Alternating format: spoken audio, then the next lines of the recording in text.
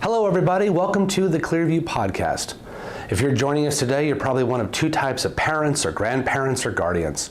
First type is you're looking at your household and you see an adolescent and you're confused. They're not doing what you expected them to do and they're out of control. And you're at the end of your rope and the end of your hope. You've come to the right spot. The second type is someone considering residential placement. We'll come take an inside look and we'll share with you what we do here at Clearview for our residential treatment program for adolescents. All are welcome. Thank you for being here. Today's topic is the one that you want to hear. A parent's journey from despair to hope. We'll hear from Will Stolley on his journey with his two daughters who went through residential treatment.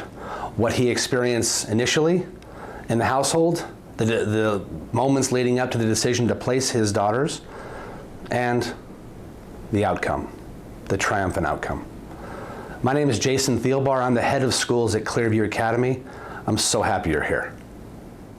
It was a lot of late nights of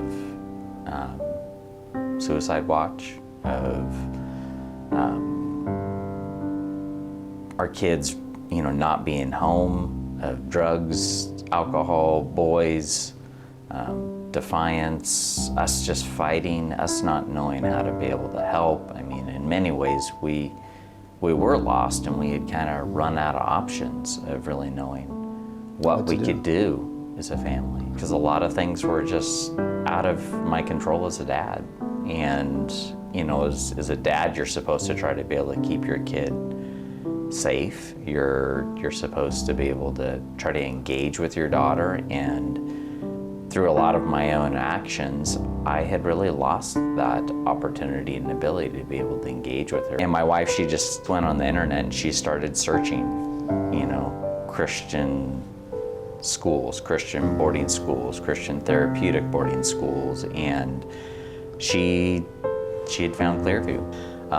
I was up there for 2.5 hours and I got to spend an hour and a half with two girls that were in program that had only been there for 6 months, and hearing their stories of where they came from and to where they were at. Yeah.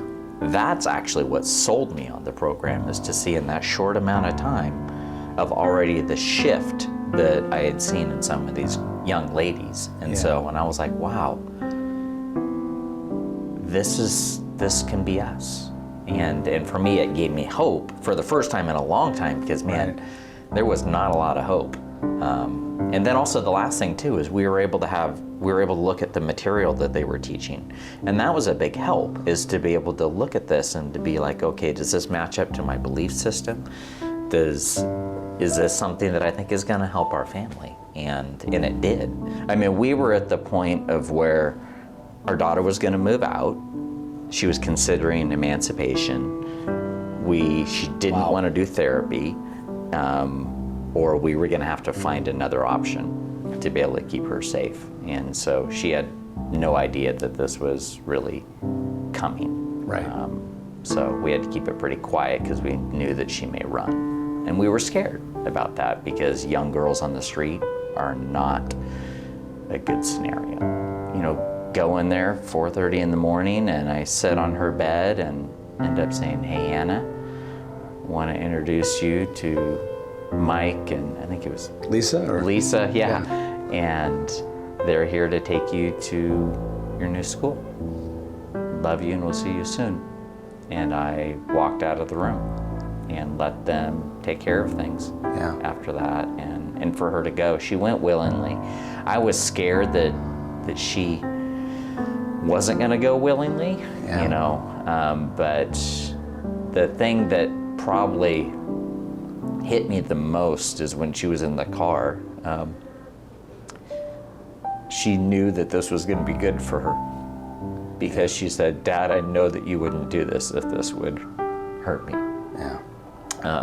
And so I needed that assurance, because man, that was a tough moment. It was a tough moment. This chapter was not in what to expect when you're expecting. I've cried more during this whole process than any other time in my life, and just literally been before the Lord and it is probably one of the biggest factors that's made this also to be a success too, is that I had to trust him that things were going to be okay. Even when things weren't okay, I had to trust him that it was going to be okay.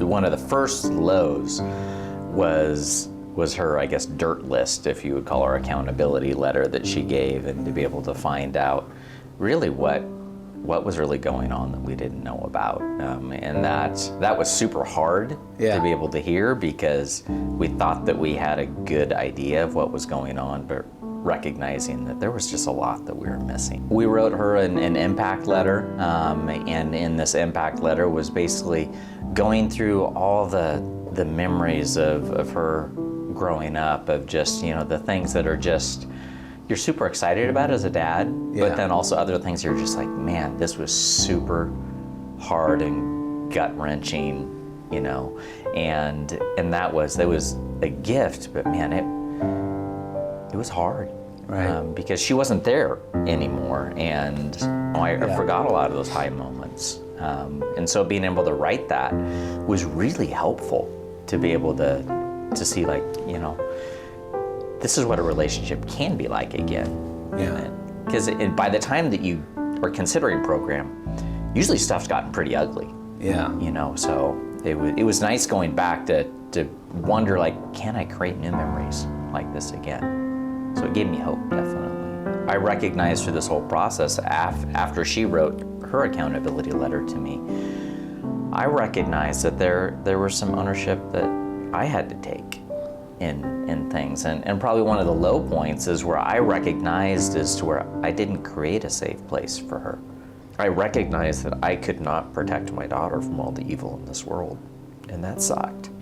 I think that at every workshop that we went to, those were really good turning points. It was an opportunity to have honest, hard conversations, but also it was an opportunity for us as parents to learn how we've contributed to where things are at. Because it's not only her fault that they got to it. They were a reflection of our family in many ways. Okay. Yeah, and then we did equine therapy as a family. That was fantastic to see what our roles are as a family. And where the therapist saw where she was ready is she started missing her mom and dad. And that was the first time in a year. And so he was like, she's ready. We knew that we could work through disagreement. For the first time in years, we could agree to disagree on things and be able to have a path forward. We had a plan. We knew what was going to happen after graduation. We knew that, if things weren't followed, that there would be consequences. And that's where the home contract really helped out a lot, so that a lot of my fears were put at ease in a lot of ways. So then graduation, we brought up our family, and being able to hear her impact that she made on the staff and to be able to make on the other girls, that was wonderful to be able to hear. And even, I think a lot of times you don't realize how great of an impact that they can have on other people. Each time I listen to Will's story, I take something else away. If you took something out of today's podcast, please like, subscribe, and share. There's power in this information. Share it with other friends, other family members. It's important. Thank you so much for being here. Stay tuned for our second segment from Will, where he goes into more detail about his desperate struggle. Stay tuned. Thanks for being here.